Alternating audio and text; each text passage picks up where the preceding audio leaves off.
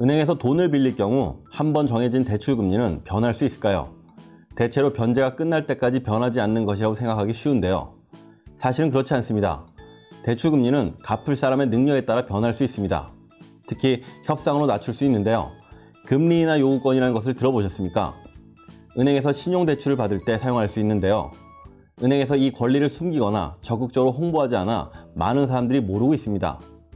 금리 인하 요구권은 2003년부터 정부가 도입한 제도인데요. 금융 소비자들이 신용대출을 받거나 받은 이후 연장할 때 협의를 통해 금리를 낮추거나 고객우대 차원에서 금리를 할인해 신용도 향상의 기회를 주자는 취지로 만든 제도입니다. 현재 대부분의 은행들이 실시하고 있습니다. 아시다시피 신용대출 금리는 개인의 신용도에 따라 당연히 차이가 납니다. 그렇다면 주택담보대출에서조차 은행별로 금리 차이가 나는 것은 무엇을 뜻할까요? 바로 은행들이 주택담보대출 금리를 적용할 때에도 신용대출처럼 개인의 신용도와 금융권 거래에서 연체가 있었는지 여부를 판단해서 대출 금리를 결정한다는 얘기입니다. 실제로 최근 은행들은 신용대출뿐 아니라 아파트 담보대출에서도 개인의 신용도와 소득 수준에 따라 대출 한도와 금리를 차등 적용하는데요. 이는 대출 금리를 흥정으로 깎을 수 있는 여지가 얼마든지 있다는 뜻입니다. 하지만 은행에서 대출 금리 흥정이 가능하다는 것을 아는 사람은 많지 않습니다. 은행과 협상을 잘하면 대출 금리도 깎을 수 있고 예금 금리도 높일 수 있다는 얘기입니다. 그런데도 돈을 빌리러 은행 창구 앞에 서면 대부분 위축되기 마련이죠. 아쉬운 소리를 해야 하니까요. 대출해준다는 사실만으로도 은행 직원들의 요구대로 따라가기 십상입니다.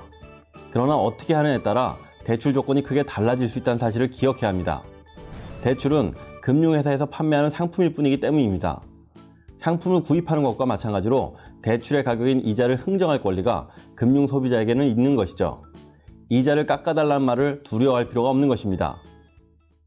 우리가 은행에 방문하면 잘 모르다 보니까 왠지 좀 주눅이 드는 느낌이 들거든요. 그런데 그럴 필요가 전혀 없어요. 우리가 이제 잘 모르든 잘 알든 간에 어쨌든 우리는 은행의 고객이니까 그래서 은행이 우리한테 그렇게 좀 친절한 거잖아요. 그러게요. 분명 우리가 고객인데도 은행 창구만 가면 왜 그렇게 긴장되는지 모르겠어요. 특히 대출 받으러 가면 더 그래요. 맞아요. 그렇죠. 아무래도 이제 돈을 좀 빌리러 가는 거라 좀 그럴 수밖에 없는 것 같은데 그래도 좀 잊지 마셔야 되는 게 대출도 사실 상품이거든요. 우리가 이제 사실상 대출 상품을 구매하러 가는 거예요. 그러니까 긴장하거나 뭐 주눅 들지 마세요. 그러다 보니까 자연히 좀 창구 직원이 뭐 서류 많다고 선생님 뭐 여기 이렇게 좀 사인하시고 여기 좀 체크하세요. 이렇게 얘기하면 막 당황해서 예 하면서 막 사인 체크 이렇게 하기 바쁘잖아요. 그러면 안 된다는 거예요. 우리 이제 고객인 만큼 모르는 부분이 좀 있으시면 뭐 언제든지 좀 반드시 좀 제대로 물어볼 필요가 있고요. 사실 그게 중요해요. 내가 열심히 번 돈인데 그 돈이 정말 다 걸린 문제잖아요. 그렇네요.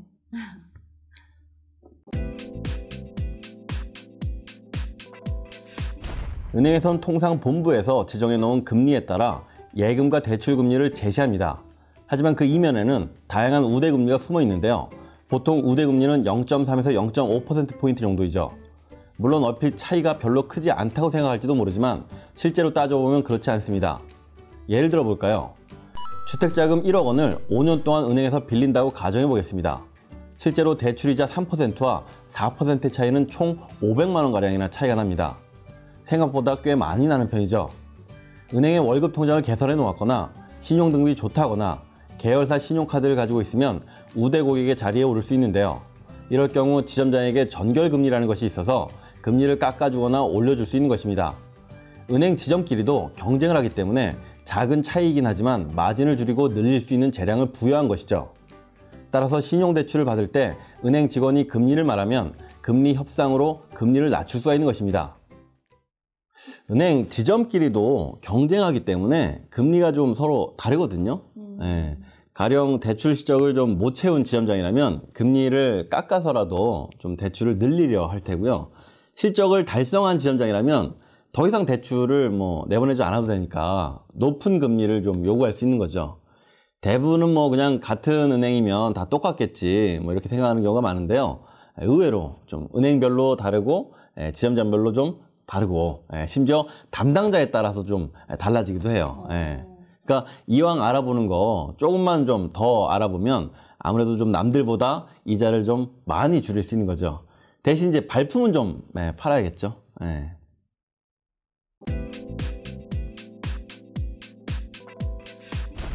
그러면 언제 어떻게 금리 인하 요구권을 행사할 수 있을까요? 특정한 때가 있는 것이 아닙니다. 필요하다면 언제든지 금리 인하를 요구할 수 있는 것이죠. 우선 대출이 이루어진 뒤 직장에서 승진했거나 더 높은 연봉을 받고 이직했을 경우라면 즉각 이를 증빙하는 서류를 첨부한 가계 여신 조건 변경 신청서를 작성하여 거래은행에 제출해 금리 인하를 요구하면 됩니다. 예를 들어 지난해 말 기준의 소득세 증명서가 대리 기준으로 되어 있는데 연초에 승진을 해서 과장이 되었다면 충분히 대출금리 경감 사유가 될 수 있는 것이죠. 한마디로 대리보다 과장이 더 저렴하게 은행 돈을 빌릴 수 있다는 얘기입니다. 또한 이직이나 자격증, 그리고 개인의 신상 변화도 알려주는 것이 좋은데요. 가령 급여가 높은 직장으로 옮겼거나 전문직에 해당하는 자격증을 취득했을 경우 신용 상태가 개선되었을 수 있기 때문입니다. 승진이나 급여 인상뿐만 아니라 해당 은행에서 다른 금융상품에 가입했다거나 자동이체 실적, 신용카드나 체크카드 사용액 등 기타 거래 실적이 늘어났을 경우에도 신용등급이 올라 대출금리 인하가 가능합니다. 따라서 이런 경우가 발생하면 잊지 않고 금리 인하를 요구하는 것이 좋겠죠. 따라서 대출을 받은 뒤에 6개월에 한 번 정도 또는 정기적으로 은행을 방문해서 자신의 신용등급을 확인하고 금리 인하를 요구하는 것이 바람직한 금융소비자의 자세라고 할 수 있겠습니다. 일반적으로 은행 대출 담당 직원은 0.1%, 지점장은 0.2에서 0.3%포인트의 금리 인하 재량권이 있습니다. 원래 은행은 분기 또는 반기 기준으로 거래 고객을 분류하지만 그 이전에 변화된 신상 정보를 알려주면 그때부터 금리 할인을 받을 수 있는 것입니다. 이때 필요한 것은 급여 명세서와 재직증명서, 자격증 사본 등과 부지런한 발품인 셈이죠. 그러나 대부분의 은행들이 홍보를 제대로 하지 않거나 대출 상담을 할 때도 적극적으로 알려주지 않는 분위기입니다. 그래서 이러한 혜택을 받거나 제도가 있다는 것을 아는 소비자들이 많지 않은 편입니다. 이게 잘 좀 홍보가 안 되는 게 문제예요. 은행 입장에서는 사실 뭐 굳이 홍보할 필요까지 못 느낄 거거든요. 그래서 예전에 국감에서도 좀 지적받기도 했어요. 가끔 이제 이슈가 되기도 하는데 아직도 대부분 잘 몰라요. 이게 엄연한 금융 소비자의 권리인데도 잘 알려지지 않는 바람에 어찌 보면 마땅히 이제 우리가 누릴 것도 좀 못 누리는 셈이죠. 근데 살아가다 보면 이 신용등급이 좀 올라가는 사람도 있고 내려가는 사람도 있을 거잖아요. 제가 듣기로는 한 해 동안 뭐 거의 올라가는 사람이 전체 신용등급자의 한 4분의 1? 이 정도는 되는 걸로 들었는데 이분들은 어찌 보면 유리한 제도를 활용하지 못해서 이자를 계속 더 내고 있는 거죠. 자기 신용등급도 대부분 잘 모르잖아요. 그러니 뭐 금리나 요구권은 더 잘 모를 수밖에 없을 것 같아요. 그렇죠. 그래서 사실 이게 요즘 은행이 챙겨주는 게 좋아요. 은행은 알잖아요. 그렇죠. 이왕이면 대출받은 고객들에게 좀 금리 인하 요구권 이런 문자를 계속 좀 지속적으로 보내준다든지 아니면 좀 알아서 뭐 신용등급 좋아진 대출자들 뭐 금리 사실 자기네들은 아니까 알아서 좀 낮춰주든지 그렇게 하면 얼마나 좋겠어요. 그죠? 그런 걸 해줄까요? 뭐 좀 지켜보자고요.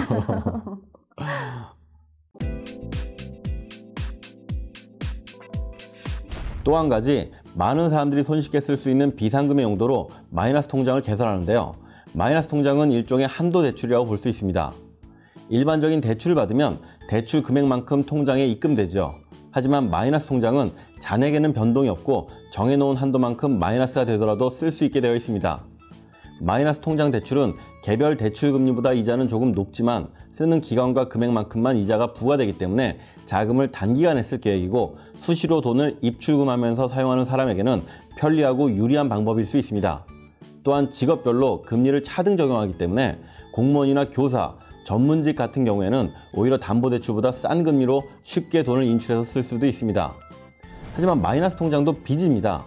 대출이라는 단어가 들어가 있지는 않지만 분명히 대출이죠.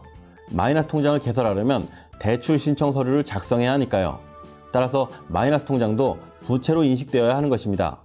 하지만 대다수의 많은 사람들이 마이너스 통장을 빚으로 생각하지 않는 데 문제가 있습니다. 이러한 인식이 평범한 사람을 빚쟁이로 만드는데요. 사실 은행에서는 마이너스 통장을 하나 만들어 놓고 언젠가 생길지 모를 급한 경우를 대비하라고 권유합니다. 언뜻 합리적인 이야기로 들릴 수도 있습니다. 하지만 빚으로 살아갈 수는 없는 것이죠. 은행의 권유로 마이너스 통장에 가입한 금융 소비자들은 초반에는 여유가 생기지만 결국에는 마이너스 한도까지 모두 채워 쓰게 되는 경우가 많습니다. 그러다가 연체라도 되면 한도를 올려서 막게 되지만 곧 또다시 한도가 차버리죠. 결과적으로 의도치 않은 마이너스 인생이 시작되는 것입니다. 이것이 마이너스 통장의 함정이죠. 결국 은행에서 우리가 대출 받을 때는 금리 비교가 우선이에요. 뭐 금융상품 한눈에 뭐 이런 사이트도 있고 또 전국은행연합회 홈페이지나 뭐 저축은행 중앙회 홈페이지 뭐 이런 곳에서 일단 비교가 가능하고요. 그리고 새마을금고 같은 경우 이제 새마을금고 홈페이지에 들어가면 확인할 수 있거든요. 그 다음으로 이제 정부 정책 지원 상품을 좀 찾아봐야 돼요. 서민 지원, 뭐 신혼부부 지원, 뭐 창업자 지원, 뭐 대학생 지원, 고령자 지원, 다문화 지원까지 좀 다양한 계층에 대해서 대출 지원 제도가 있거든요. 일단 자신에게 해당되는 걸 좀 찾아봐야죠. 그런 건 어디서 찾아봐요? 그 서민금융 나들목이라는 그런 사이트가 있거든요. 그 자산관리공사에서 운영하는 건데 일단 사이트에 들어가면 정부 지원 상품이 거의 다 있어요. 그래서 거기서 일단 찾아보는 게 우선이고 그 다음으로는 이제 우대금리 좀 챙겨야죠. 금융회사마다 우대금리 조건이 거의 다 있거든요. 뭐 급여이체 계좌가 있든지 아니면 뭐 신용카드 발급받았든지 아니면 뭐 청약저축 있는지 등등 이런 어떤 여러 가지 조건이 꽤 많아요. 거기에 이제 해당되는지 본인이 좀 꼭 챙겨보는 게 좋은 거죠. 금리가 어찌됐건 좀 싸지니까. 결국에는 사실은 이게 다 이 손품, 막 발품 뭐 이런 거 다 팔아가면서 정말 상품들을 막 비교해 봐야 되는 거예요. 뭐 똑같아요, 사실은. 내 피 같은 돈, 은행에 갖다 바칠 필요는 없잖아요.